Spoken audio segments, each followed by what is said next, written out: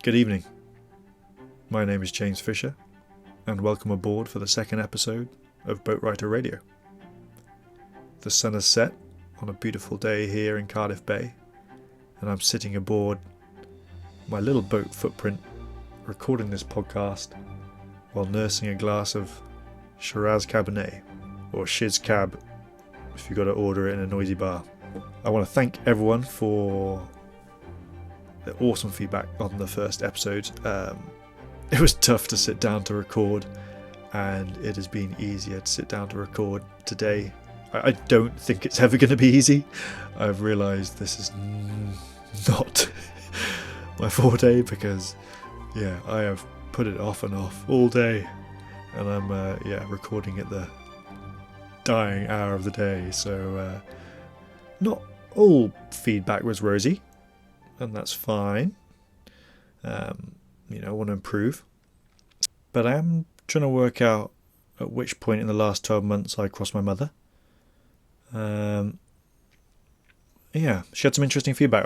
I put it in my journal so that I could cry myself to sleep, reflect on the things she had to say. I'll go through the points. It's too long. I said, no, you're probably right, Mum. I wanted to try and get it under 20 minutes. And she goes, oh, no, that's too long. Well, 10 minutes? How about 5? I don't know of many podcasts that are 5 minutes long. But, she said 5 because, she's got to get to sleep. It's too introspective. Can you talk less about yourself and more about other things? Point 3. There's not enough stories. Can we please have some more interesting anecdotes? Maybe describe your surroundings a little bit more. Point 4. You do like to wear your heart on your sleeve, don't you? Are you sure you want to do that? Point 5. Let's not talk about the writing goals again. That's done now. Let's move on. Point 6. Can we please have some more Radio 4 Alan Bennett style descriptions of other people in the marina? Point 7. Don't put any more beeps in, please. We were drifting off, and then the beep woke us. She did say she liked the setup, so, but I wouldn't say she delivered it in the classic corporate way of a shit sandwich. And I'm sure you've all heard that term in the corporate world, where you deliver a nice slice of bread first. You give them some compliments. Well done, James. The team really appreciate your effort this week. It's just one thing I wanted to talk to you about, and then you deliver the shit, and then you finish with a slice of bread. No, it's just like a shit soup. But yeah, I think in this instance I would describe my mother as a marauding U-boat, just setting sail off and lurking in the shadows.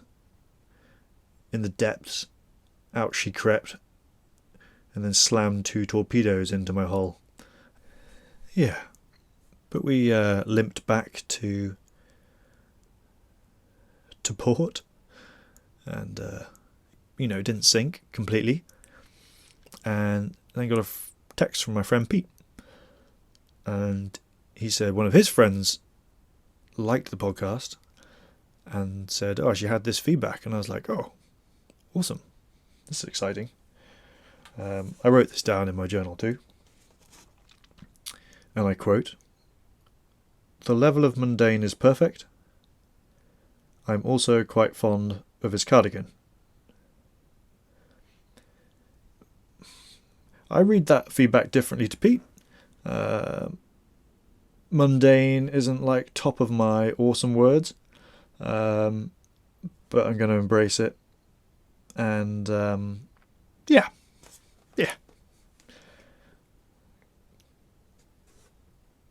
So the podcast name, the jury's out. It's like a hung parliament on Boatwriter Radio. I appreciate it's not the most writerly name. It's a bit of a crude portmanteau. But I think it works. I think you'll remember it. I think it sticks. And it's got a ring. And I think if a better name doesn't come up by next week's podcast, then yeah, it's going to stick. Sorry. But if you come up with a better one before then, and it's a winner, then I will definitely consider it. I had a few other ideas, and a few of my friends have too. But the problem is, this is the problem. Any name is either pretentious, twee, cliched, or crap. And I think most can be categorised into that. Boatwriter Radio might be veering towards crap, but yeah. Cabin Fever Radio. It's got a ring, but I think it's cliched. And it sounds a bit eerie, doesn't it? It doesn't sound... It reminds me of like a horror film. There's a horror film, Cabin Fever. That's what it reminds me of. So I quite like it, but I think it would have to have a certain tone. My brother Sebastian came up with Fisher by the Shore, which has got a lovely poetic ring to it, but it's a little bit pretentious. I did quite like Paperboat Writer. I think it's got a ring, but again, maybe a little pretentious. My friend Pete came up with a few. My favourite of his is Captain Sitcom, which makes me giggle. I did send the name Boatwriter Radio for approval for my friend Potsy. He didn't reply. Now I know that means that Potsy doesn't like it because I send him my writing, and I know the only time he ever replies is when he thinks something's okay. But I've yet to hear a decent alternative. But failing any of these ideas, I could always just call it mundane radio. So on to boating updates. The toilet update, it's good. I am impressed with my installation on that one. It is working well. I've been putting it through its paces, and all good. No leaks. All brilliant. There have been other leaks in the boat again this week. This time the windows. The problem is, so on the boat, there are 3 windows either side. And on every other boat in the marina I've checked, each window has a piece of perspex, glass, tempered glass fitted around each individual window, often with metal strapping, metal surround, and they do look quite watertight. My boat, the previous owner, or the owner before that, has installed a single piece of perspex all the way along the boat, covering all 3 windows, but also covering the bits in between. And each side has cracked 3 times, I think. It makes perfect sense it has cracked, because it's a curved piece of perspex. There's going to be different pressure on different points. At some points it's just cracked where they've drilled it in and they've thought, oh fuck it, and just put some sealant in. So yeah, so I'm gonna have to redo that this weekend. It's been a rainy, windy week, so, and it's tested the waterproof ability of the boat. Unfortunately, some other water-related news. Well, I guess it's all water-related news. Phone died.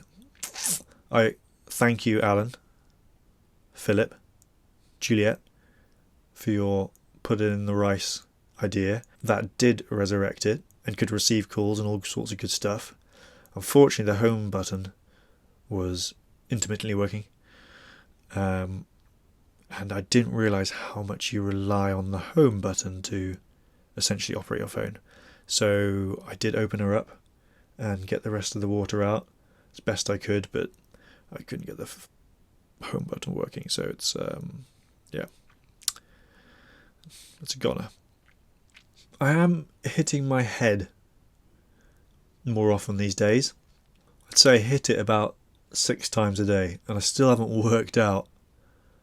I still haven't learnt the hard lesson, and they really are a hard lesson. There are a few little divots in my skull now, and I do find during the day, even though there are a couple of spots I can stand up absolutely full upright, I think because I am hitting my head, I'm stooping a little bit during the day to kind of try and dodge the roof. The next boat we get, we're going to have 6 inches more headroom. That's just decided. Once I sell that first screenplay. Oh, sorry, Mum. Yeah, talking about writing again. One thing that's been interesting. A washing up bowl. Now, I've never understood washing up bowls. They've always been present in my life. Everyone's got a washing up bowl. And they always just piss me off. Because they kind of just sit in the sink and make the sink smaller. And I believe they're a hangover from war times or pre-war times where water consumption was important. So you put it in the washing up bowl, conserve, small amount of water, do your bits, and then, you're not running water all the time. So you can kind of control the water consumption. Makes sense. And there was always a washing up bowl hanging around when we were growing up. But I think the boomers just kept it around for nostalgic reasons, because they haven't been hot on ecological approach to living, have they? So I'd written them off.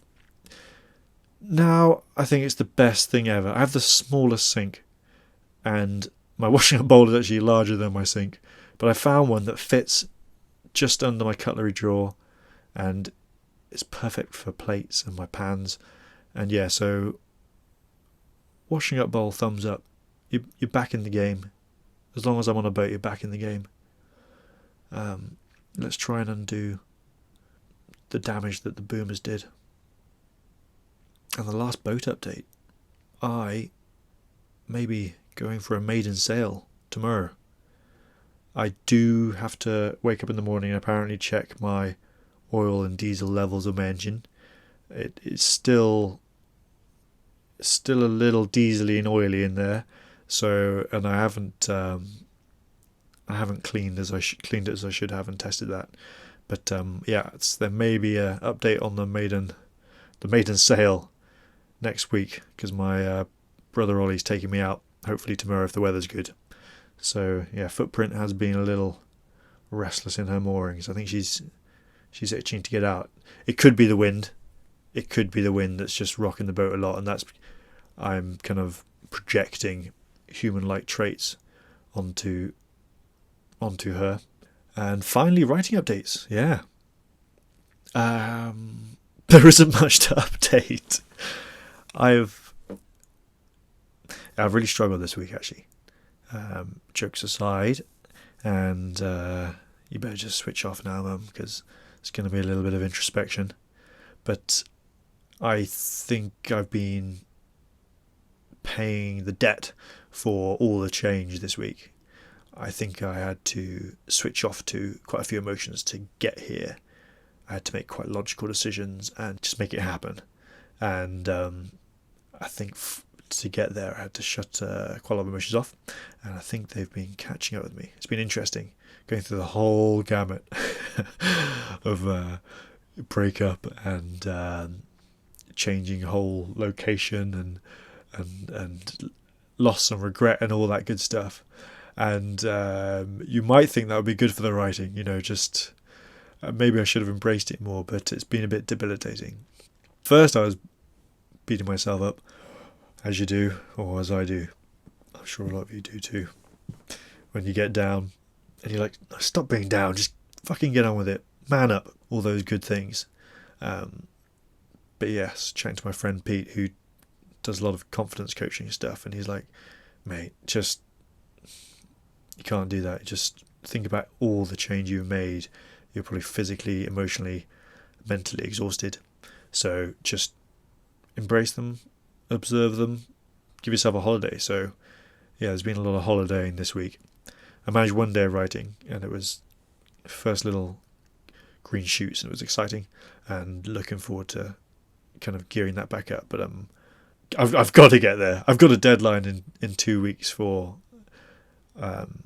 Slam Dance, and I've only 7 pages into what should be around a 50-60 page screenplay. I have got a blueprint to work off because I had written it in prose before, so we'll see. But you just gotta go with the flow a bit. Well, I was trying to go with the flow. I took Pete's advice. It was very good advice, and it was helping a lot. It was helping me realise some truths from all the happenings of the last few months. And then one night I had a dream. A couple of nights ago I had a dream. I was like mid-50s. I was a resident at this beat-up hotel in LA, and I'd lost a few teeth. And these fresh-faced young girls came off the plane to pursue their acting careers in LA. And I started trying to talk to them, and they just gave me the most odd look, like, please shut up, stop talking to us, who are you? And it filled me with this absolute terrifying fear of age creeping by. I woke up straight away and got writing, got moving. That was another emotion, sheer fear, overriding any of that other stuff. So maybe I'll embrace that this week. Fear of the deadline and cracking on. I'm also on the last chapter of John Yorke's Into the Woods. Again, it's such a good book. It has really helped illuminate the structure of almost all stories. And when stories don't obey by that structure, in the same way jazz doesn't obey by the rules, the reason we connect with it is because we can see that it's offbeat. And a lot of writers obviously deny that there's an archetype, a structure to every story. You know, they want to think their work is original and they're original, but there's a structure to all stories that make them compelling. And generally it's a journey of someone or multiple people who have a need. And I'd heard about characters being described with a need, and John Yorke goes in to describe it also as a flaw. And through the course of the story, they essentially are looking to fulfill that flaw, to fix that flaw. And yeah, it's really helping, especially the protagonist that I'm currently writing about, because he goes from 0 to 60 on his journey almost too fast. There is a call to action, there is an inciting incident which gets him moving, but then he's almost fixed his flaw within too fast. So as readers, as people are trying to enjoy that story, we're like, all right, cool, he's fixed, story's over, when really he should be building and should struggle with having to try and adapt and change to this new world that he's in. So yeah, change takes time, which I'm learning this week. Change takes time, and we can't rush it. You have to kind of let your body catch up. And when we're enjoying stories, we want to be kind of taken along that journey with our protagonist. And I think we'll round it off there for this week. I want to make sure I'm not keeping my mum up and not blathering after consuming half a bottle of shiz cab. So I've been told I've got to do more promotion, got to be more American in this game, otherwise the podcast will die a death. So do hit subscribe, do share, do like, and I would love to hear your comments. We've got to try and get that YouTube algorithm working for us, so do your thing, and I will see you next week. Good night, sailors.